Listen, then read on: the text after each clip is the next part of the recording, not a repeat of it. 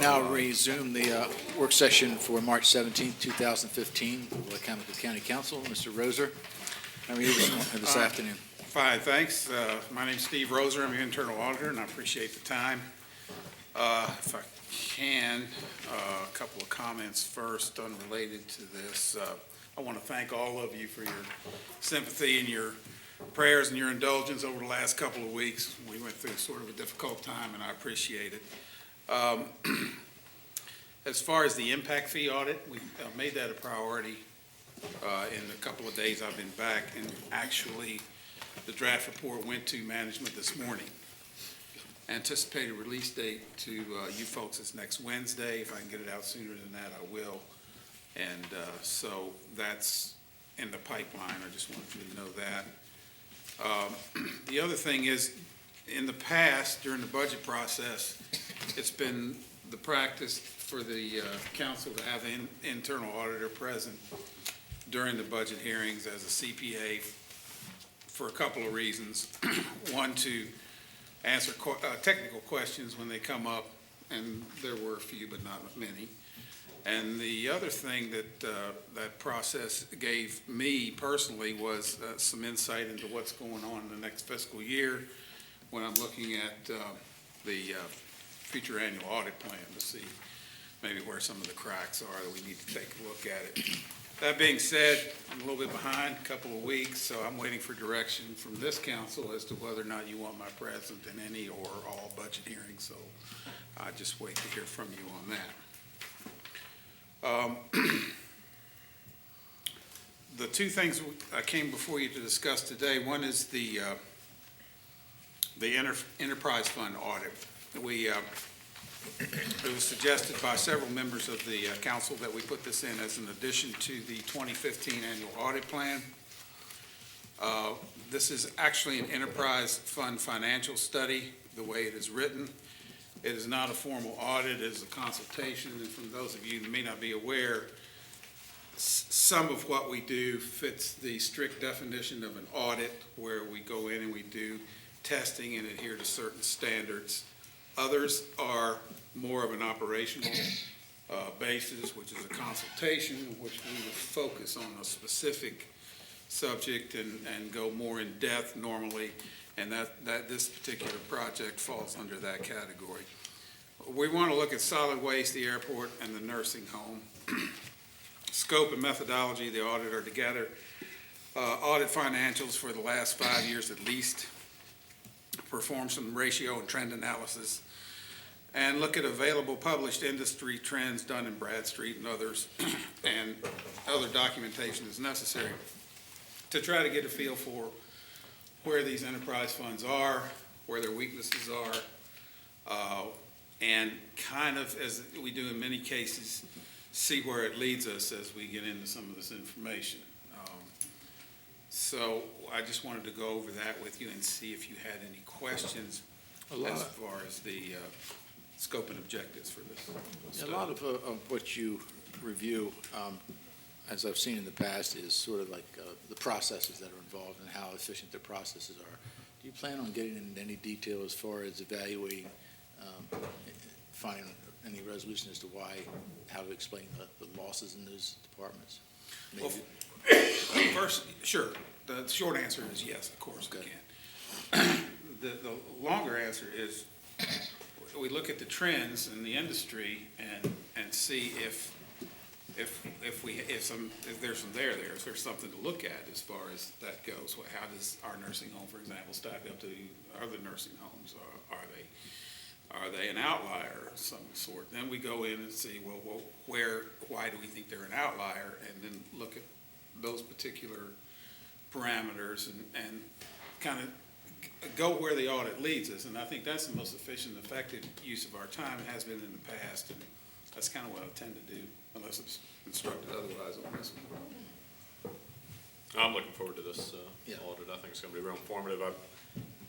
We've gone, Steve and I have gone back and forth on a few things regarding the airport, and just financially, PKS is showing one thing, and it's the belief of others that it's something else. So I'm really looking forward to this audit. You have some misunderstandings out there as to what belongs on a P&L statement, what doesn't, and different things like that. Right. So Right. we'll all take a look at that and maybe, look at some real-world scenarios as to what effect these sort of things have on someone's Absolutely. P&L statement or not. That's sort of my intention going in. I said audit, I meant consultation. Yes. Thanks. We all know what you meant. Steve, Sir. how many enterprise funds are in the county? I think there's 5 Well, you have 3 true enterprises. Right. And you have 2 hybrids. governmental, some special governmental accounts. Where are they? One is the Civic Center, and I think the other is Parks and Recreation. No, you've got 4 enterprises. You've got tourism as well. So Yes. you've got tourism, airport, solid waste, the nursing home. You have 2 special governmental accounts, Civic Center and Parks and Recreation. Those are the 6 that I'm aware of. Are we going to discuss those? We can. We were looking at these 3 in particular because they were specifically pointed out by PKS during their audit presentation. If you would like to increase the scope, I'll be glad to do it. It depends on what the president and rest of the council. Of course, but we can start here and we can extrapolate too, down the road. It's up to council. What's the I'm happy with these 3. They were the specifically mentioned. Yeah, these would be the trouble areas, Yes. for lack of a better term, so. Okay. What's your time period? I've got 60 days on this one, but as far as these time periods go, you need to know that, and we can discuss some of this in the next section today. I normally work on multiple audits at the same time. For example, I got 5 going right now. And so we prioritize what council's wishes are and where the work takes us. So if the red flags pop up, then we'll drop everything and go see what that's about. If the legislature here has a priority as we did with the impact fees, we'll go ahead and push that through as a priority, which we did. And so when we say 60 days, it's not like I'm going to be working on this audit for the next 2 months and then I'll close it out and pick up another audit. I don't think that's a very efficient, effective way to work, especially since I'm working by myself. You reach points in an audit. For example, we mailed out the questionnaires on the impact fee audit, so I'm not going to sit around for 2 weeks and wait for those to come in. I'm going to start something else. So these things overlap. And I usually get a sense from council where the priorities are, and we'll focus our attention on that. So, all right. I guess that's a real long answer. But it's kind of where we are. Great. Any other questions about this No. exercise? Okay.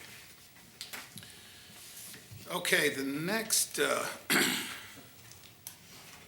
item that we have here is something that occurred to me in conversation with President Cannon a while back when the new council first took over. This office has evolved over the last few years, as the Holloways can attest, and somewhat for Mr. Hall as well.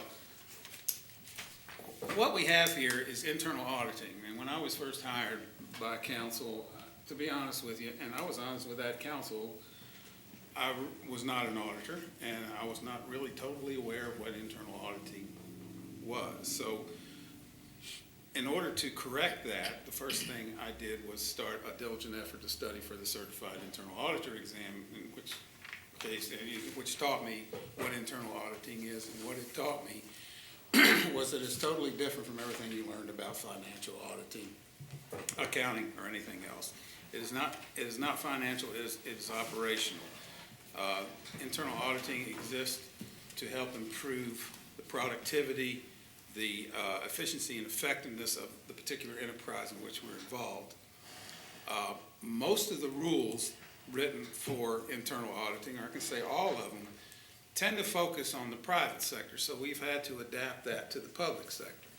Internal auditing as a discipline, in the grand scheme of things, is not a very old discipline.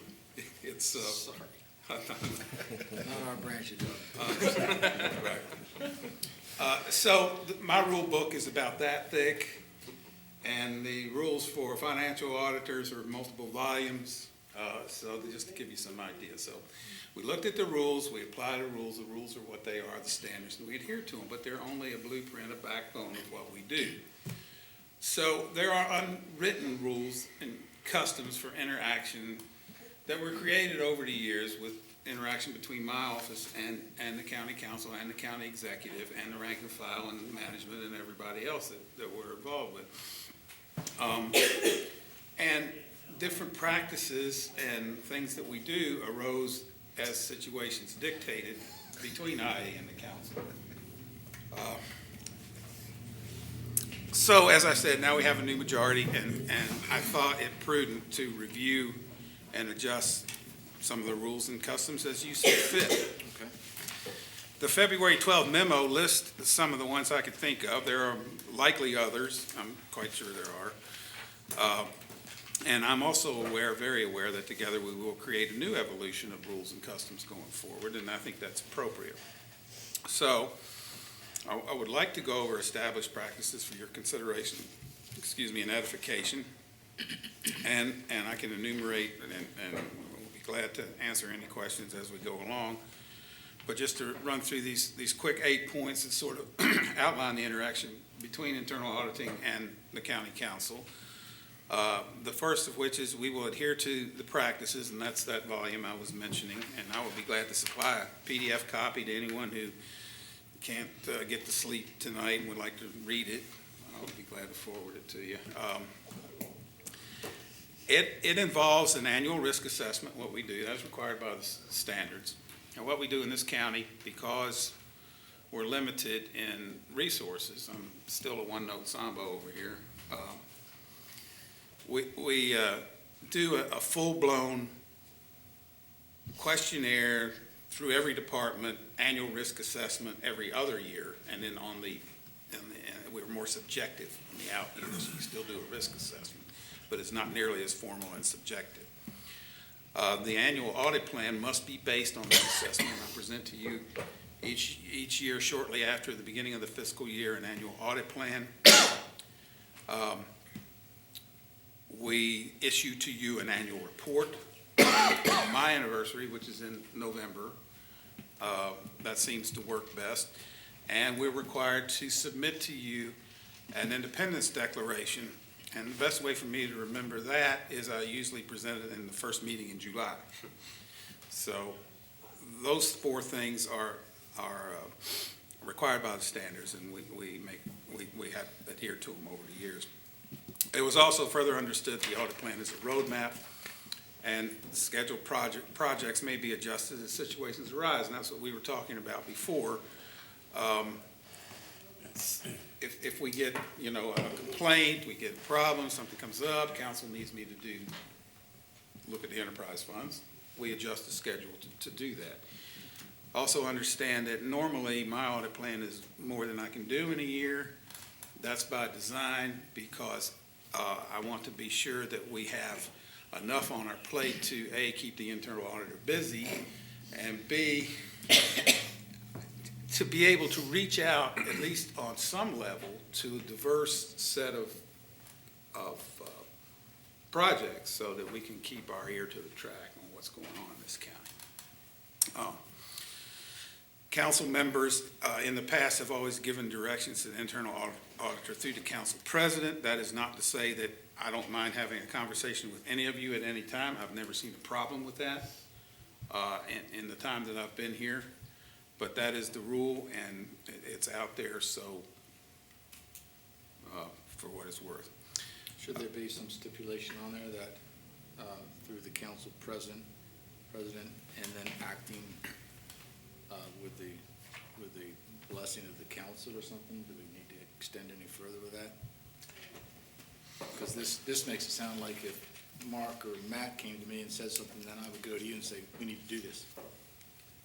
I think there should be something in here that defines the broader scope of the council as a whole and direction. And I agree. I think you're very correct. But please be aware that these are not rules of any codified rules that I'm just trying to outline in a short, concise presentation, sort of the interactions under which we've been operating in the past. We can do it however you folks want. And I love getting a call from one of the council members wanting to know something or other. I feel useful, so. That's still good. I think that's, You know. that's still fine. Isn't it in the charter already? Didn't we have a agreement, with the last council, we had a little snafu there one time when we asked you to look up, do something, and some of the other council members complained, so the council came to an agreement that any council member could ask you to do anything that didn't take longer than, what was it, 2 days or? 8 hours. 8 you know, hours. some- That's another rule, and Yeah. that goes for everybody, council Yeah. members included. Yeah. So, yeah, that would fall under that rule. So that's a good point. If Thanks, everybody's Joe. comfortable with 3 as it is, I like it the way it is. Well, again, this isn't codified, Right. you know. I know, we're and just trying to it's- see, we're just trying to make sure everybody's. Sure, okay. very fluid, however you want to do it after you've thought about it. You want to make a change, just let me know. Internal auditor reports administratively. The rules say the internal auditor is to report functionally to the board and administratively to upper management. That's how it works, again, private sector. The nearest thing that we have to, of course, to the board is county council. Administratively, upper management, who is that in the county? Is that the county executive? Is it the administrator? Right now, for me, it's the council administrator, and that seems to be working. So when I put my payroll through every 2 weeks, and when I negotiate time off and office coverage and whatever else we need to do on a day-to-day basis, that's kind of routine. Dealing with the council administrator at this point is not a problem for me. I don't think it's a violation of the standards, and I don't recommend any changes there unless you feel like we need to. The thing is that the internal auditor independence is very important. That is the most important overriding thing in those standards, and that kind of creates that. The Internal Auditing Association does not want internal auditors reporting administratively to the people that they report to functionally. That should be separate, and I think we've done it. So, okay. Not to beat that dead horse. The audit committee, I think everybody understands this. When you hear audit committee, especially if you're in any accounting capacity, it sends up red flags, some thoughts that what an audit committee is that does not apply to us at all. An audit committee is a very, very powerful committee in corporate America. My audit committee is advisory, and it's understood it's not an audit committee under the Sarbanes-Oxley rules.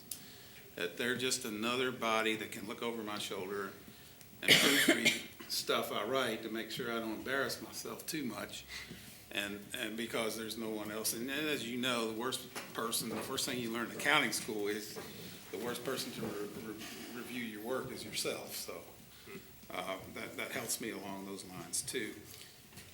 The other thing is the last one is upon receiving a report or firsthand knowledge of any wrongdoing, fraudulent behavior, fraud red flags, any of that, the internal auditor will follow county hotline protocol. And we can go over what that is, but I suggest we do it in closed session. And that's all the ones I can think of. I'm sure there's other interactions that I've had with past councils that I'm leaving out here, but it's an evolving thing. It's not, I like it informal. I think that's important for me and my position here.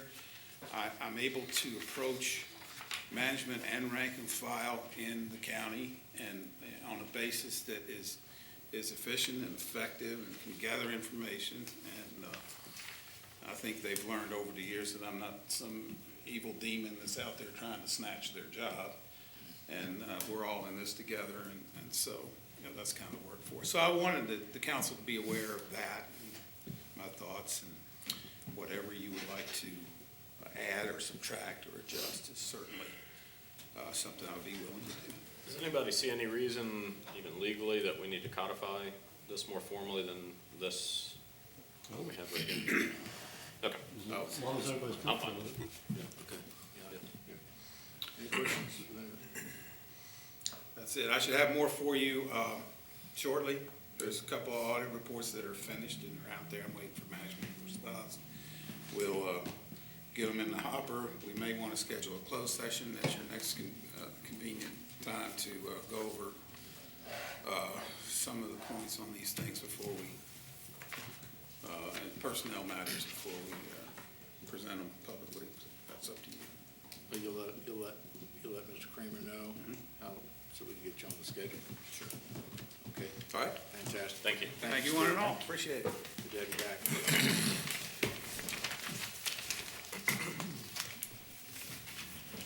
Final item on the agenda is the council budget, am I correct? Yes, sir. And this will take as long as you want it to take. Thank you very much, Mr. Kramer. That's just about what it is. We did not receive the salary, we received the salary information from payroll, and that came up after you got your brief books, that's why you have it separately. And it's also why it's such small type, or such small print, because that's the way we receive it. I don't think we have that. We don't have it. But we did receive it. It was emailed. Melissa emailed it. Yeah, but we couldn't read it. Yeah, it is really small, yeah, Well, but not much changed. there isn't any No change. changes, yeah. There's no change at all. As you know, all of your salaries are set for the term, and all of our salaries may be also.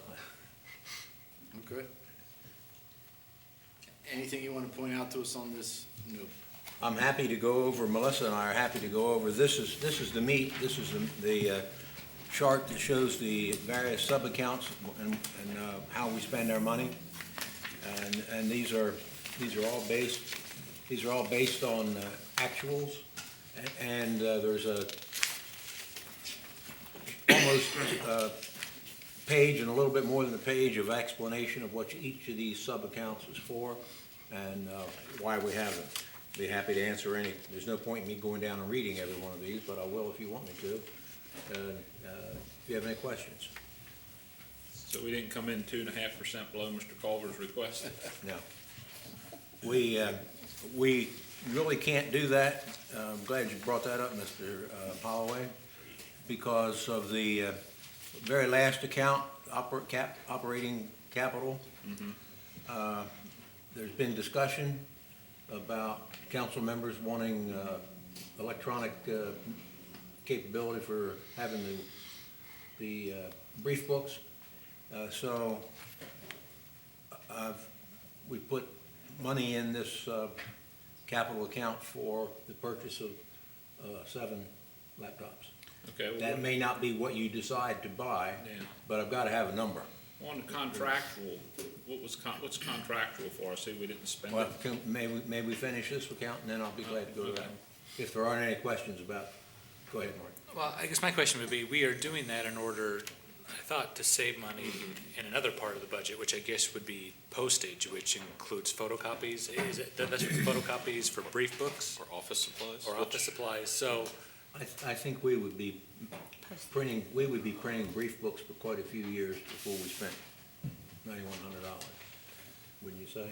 probably. And I mean, and if you're gonna get a tablet, $1,300 is, I know that, but if I put money in here for tablets and you all decided, if you can decide what you want, or if you decide you don't want anything, then we'll reduce this accordingly.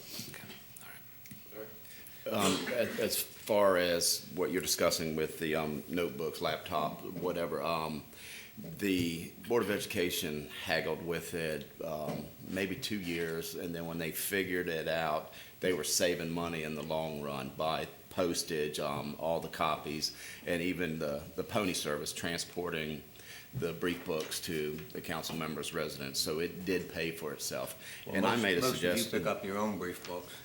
Well, everything will be online. You can go right to it during the council meeting and open it up in PDF form. It could be on the board, the page. Anybody can get on their computer and look at what we're looking at from home. I made a suggestion the other day. I was talking to Melissa about it. Might be a good idea to take a tour over at the Board of Education, and maybe Nikki, their secretary, would be willing to show some of the council members what they do there and how it's worked out for them. But it is a cost-saving measure in the long run. I believe if you remember, we also received an email from Jacob Day. I believe it was shared with everyone in the council. Yes. Referencing Salisbury's savings and ease of operation with the tablets. I think convenience is the greater importance. We use a lot of paper. When I go down to make copies, we go through, for the average brief book, we go through 3 reams of paper. We're charged for each of those. For the big brief books, I went through 5 the last time. Plus, it takes me hour and a half downstairs, because I go to the basement to not keep this copier busy. It takes me an hour and a half to run the brief book and then make sure it's all put together. So it would be a time saving for me, but completely. I mean, I guess my concern is, if we're looking at trying to cut expenses, that $1,300, dollar per council member number seems high to me if we're gonna get tablets. And I mean, we're not setting the budget. Are we setting our budget request here? Is that what we're doing today? Yeah. Pretty much, yeah. Okay, all right, well, Doesn't mean we have to spend that. Yeah, Just make it, that's right. because you have the tablet, and then you also have to now, with the way the Word is, with Microsoft is, you also have to pay for the service of the software. Not the Yeah. service, but yeah. the well, content. I mean, on my tablet, it costs about $10 to get a Microsoft Office on my Kindle, so. Well, I've got a price of, I talked to Rick Conrad this morning, and it's about $100 a year to have a Microsoft Office on, Right. on Wow. either a computer or a tablet. It's Interesting. $300 to buy it outright. Interesting. Okay. But, well, you may be more correct though, because the $100 a year, he said you could use up to 5 computers with that. So that does cut it down to about Well, $20, yeah. Yeah, I'm just, I mean, I'm not enjoying the fact that the council's gonna turn in a budget request that's, $6,000 more than, was last year. They don't have to. Okay. That's what we're talking about, so. No, we don't have to. I only put this in here because you had Well, talked and I about doing understand, it. I understand. And we understand that, Mark. The only thing is that sooner or later, the council will most likely have to take this step. And it's not gonna be free. I'm looking forward to it. But I think you want to take that. Yeah, no, I am all in favor of taking the step. I just think $1,300 per council member is a big I mean, it's a big cushion, so. That's all I'm saying. Well, when you come down to, it's gonna depend on the type of one you get, because believe me, you do not want a tablet that you don't like to live with. You don't want the one that's too small. When you start getting larger ones, it does get a little more expensive. I've got 2 tablets, so. Yeah. Well, we'll take your lead. Matt, we're talking about that. I'll use mine from home. I'll use my own. Well, again, a lot of times I know that legal doesn't really want you to do that, because then if an issue comes up, like with the Daily Times, the request they've made, in a sense, they could confiscate your tablet to find out if you violated Open Meetings Act. They Well, could there's confiscate another personal, problem. you and him. Security-wise, IT won't allow a privately owned computer into our system. Yeah. So we had I mean, we're talking about, the 9,100, but I'm looking up here, what's contractual for, 19,500? We have a balance, and then we got it back in there. That's explained in the very bottom. I don't have the rest of it. I've left it home, I guess. Okay, well, contractual is an account that, in 2000 and your first year, your first term, started at $40,000. It's a fund the from attorneys. which you can hire experts, engineers, lawyers, whatever expertise you may feel you need. Over the years, as we've tried to pare down our budget, we have pared down 2 accounts. Well, we've pared down several accounts, but the accounts that we've pared down the most have been this contractual and contingency. Well, I would think, being we haven't used that, and I know we've pared it down, we look at some of these others, we've got, the contingency, What others do we have some money left in up here? We take each one of them and just take some and try to get our $6,000 back. What do we want to try to come in I'd like to come in at least flat, well, I was gonna say, what was he requesting? 2.5% down. 2.5% down? But that wasn't, not all departments cut 2.5%. Well, he would, Bob asked departments to come in 2.5% below this past year's budget on their operating expenses. So you've got to take salaries and benefits out of it. Yeah, well, that's what we're working on operating. Okay. And he held public safety harmless on that. Right. The thing that I would suggest to you is, as you talk about tablets and that type of thing, have you talked to Ray Machici yet? Yes. Okay. He gave us a written Okay. proposal Okay. back in December at my request. Does every department in the county have a contingency fund? No, Well, no. we do. Why do we have one? Because you're a separate branch of government. You're not a department, you're a separate branch of government. Yeah, but the council, I understand we're a separate branch of government, but if we're holding a $10,000, why are we holding a $10,000 contingency fund? If we ran short, couldn't we draw out of the other contingency fund, the regular county? Not without the county executive's approval, no. What reason might It there would come, be? the request would come from the executive. What reason might there be, Mr. Kramer, that we would have to reach out to the contingency fund of 10,000, where we couldn't lower it? I can tell you this, that fund, that contingency fund that we have, we use a lot for transfers. Our advertising account has gone over many times from advertising public hearings. We can't predict how many we're gonna have or how much they're gonna cost. That fund has always been sort of a blanket, so that if we need to transfer for local travel, we've used it always out of the contingency fund. Maybe that's something we need to change. You know, if it's a request of the county executive, maybe the county executive's office is paying for the advertising. Well, that's a legal issue that we've discussed for a while, and since the legislative branch is the one that holds the public hearing, the legislative branch is responsible for payment. Well, maybe we can take 4,500 out of contingency and 4,500 out of contractual.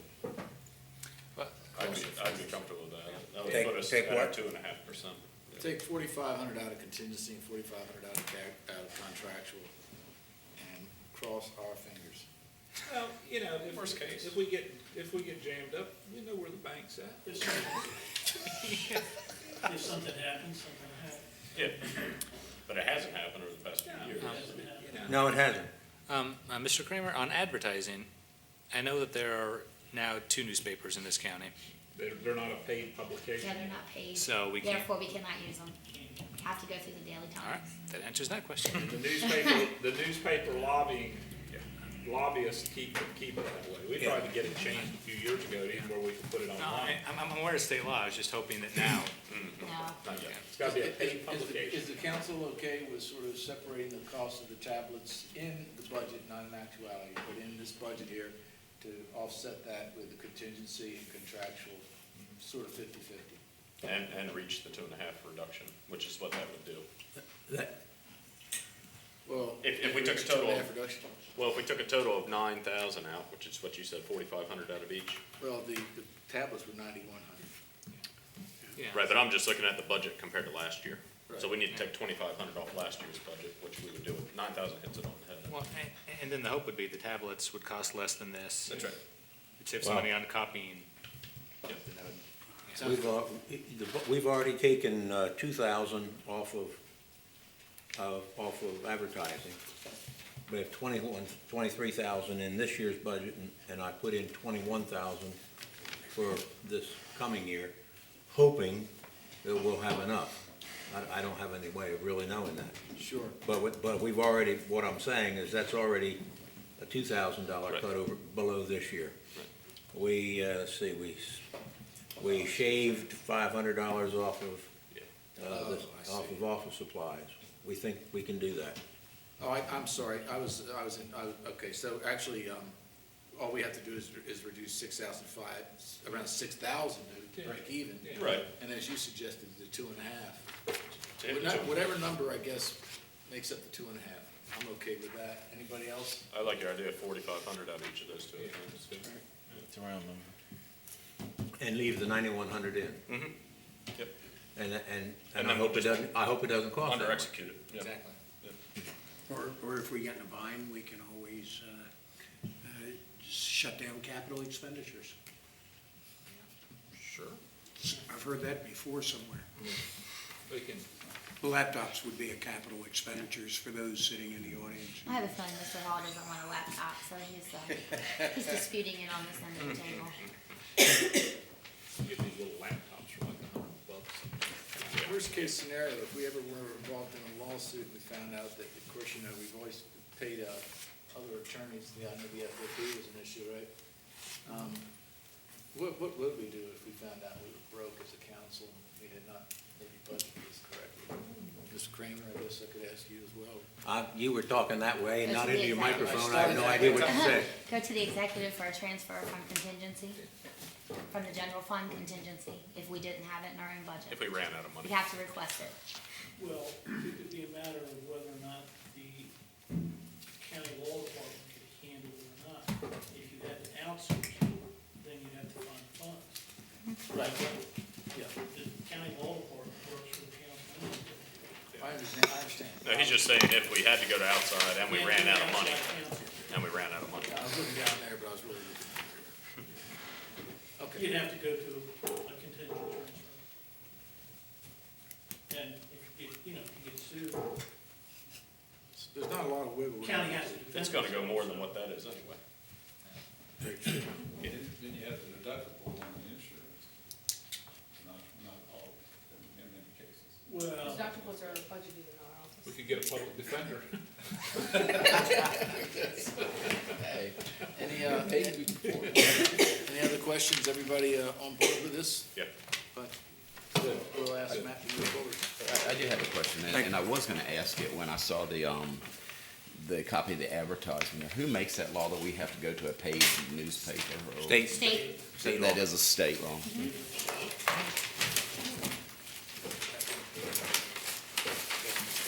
That's all I have if you don't have any other questions. I think everybody's done what I hear that paper stuff. All right, that adjourns the work session. So moved.